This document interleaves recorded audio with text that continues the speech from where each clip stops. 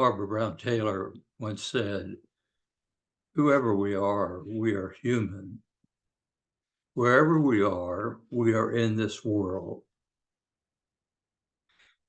And what the world is waiting for, what God is waiting for, is for us to notice the holiness in the world.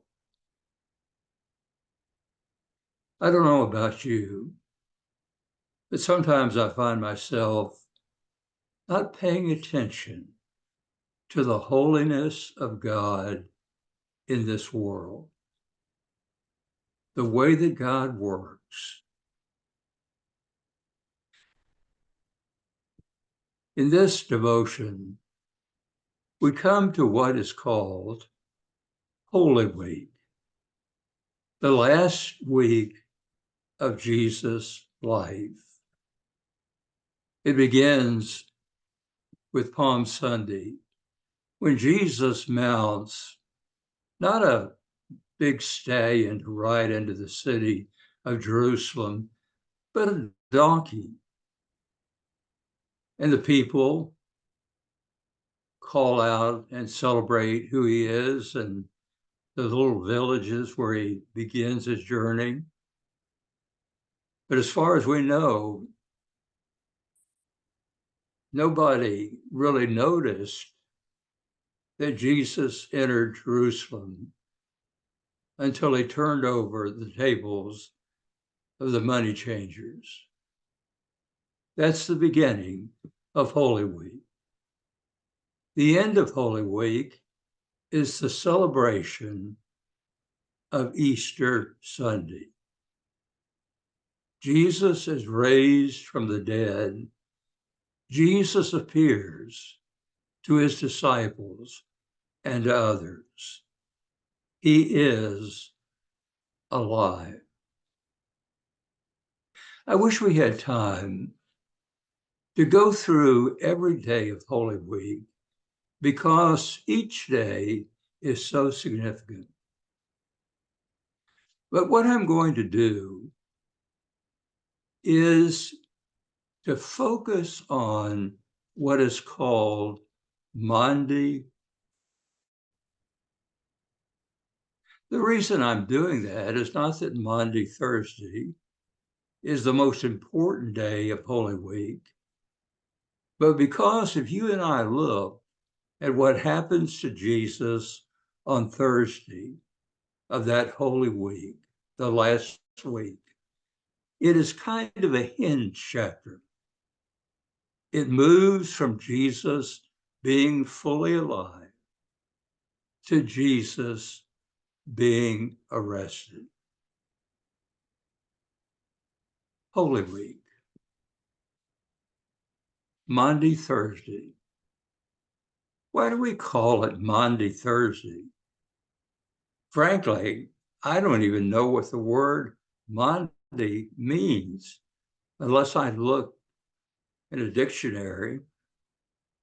The word Maundy is from a Latin word that means mandate. And it refers to the mandate of Jesus in verse 33 of chapter 16, where Jesus says to his disciples, I want you to love one another even as I have loved you. That's the mandate he gives. At the end of this Last Supper that Jesus has with his followers. Actually, these people were still Jews. This was Passover. This was the recollection of when God liberated the people of Israel from Egypt. Every year, the Jews remembered Passover when they came out of Egypt to be free people. So Jesus was sitting with his disciples. And what I want to do is to try to look very carefully at some elements of the Lord's Supper and this meeting of Jesus with his disciples, this final meal that they have together. When I look at that, I say to myself, really, what all of this is about is service. In 2004, I went to the Kennedy School at Harvard University to study with Ron Heifetz, Dr. Ron Heifetz, an expert in leadership, what's called adaptive leadership. Dr. Heifetz is Jewish.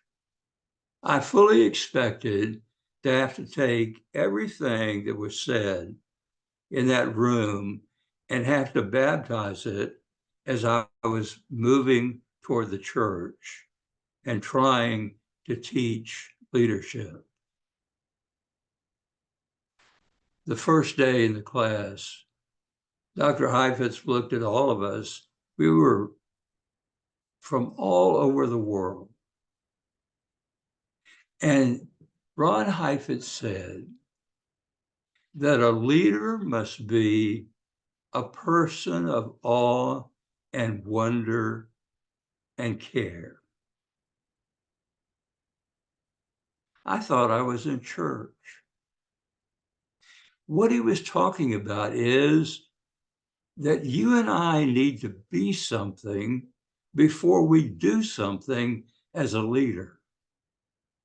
We need to have the awe and the wonder and the care, not to lose that. What did Jesus do at the Last Supper? In John, he had the disciples take off their shoes and he washed their feet. It's about service. This whole story is also about sacrifice. By the way, that Jesus had a 3-year ministry. Do you know there's no place in the Gospels where it ever said, now Jesus finished 3 years and was ready to be crucified, or Jesus began his 3-year ministry?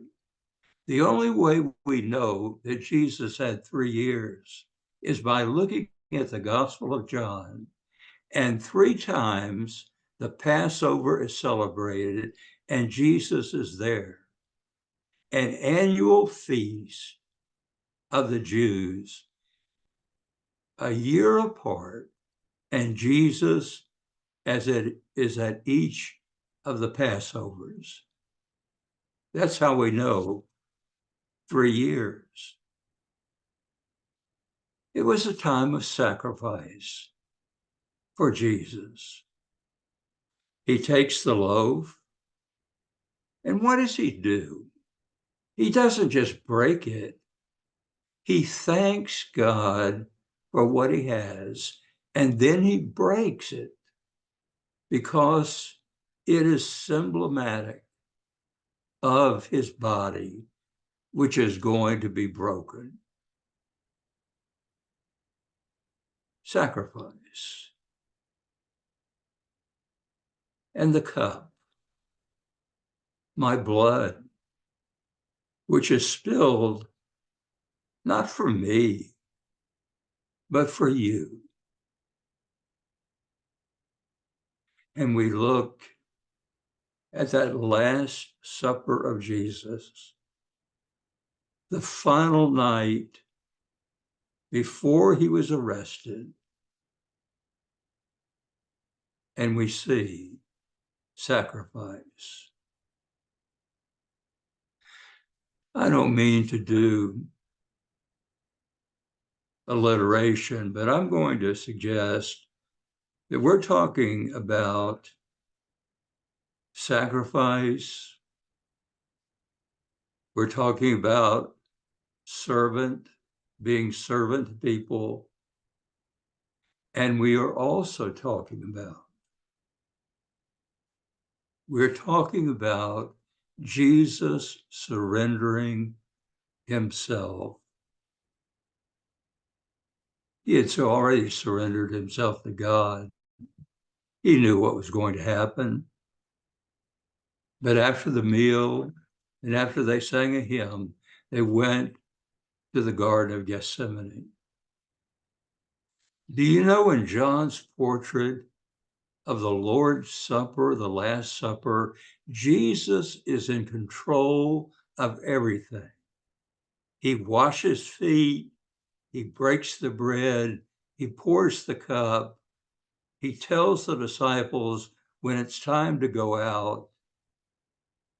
And when he's out there,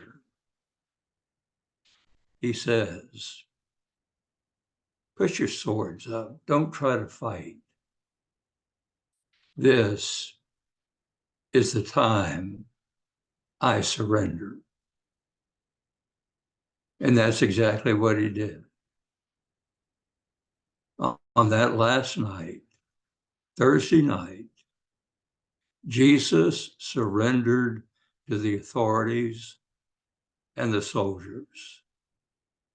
And you and I know that the next day he was on a cross. Let's look around our world. Let's look at Jesus.